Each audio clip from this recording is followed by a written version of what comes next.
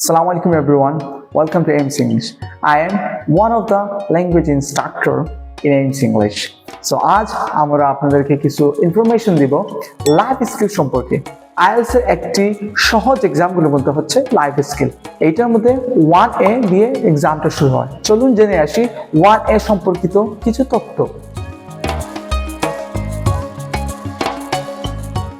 1A তে basically আপনাদেরকে কিছু পার্সোনাল কোয়েশ্চেন্স করা হয়, যেমন where do you live, what's your name, please spell your name, what is the meaning of your name, like what is your favorite food, where do you like to visit at vacation or weekend, so what do you do basically in your free time, what electronic device you use, how many family members do you have, এই ধরনের কিছু আপনার personal life সম্পর্কিত কিছু questions আপনাকে ask করা হয় examiner দ্বারা।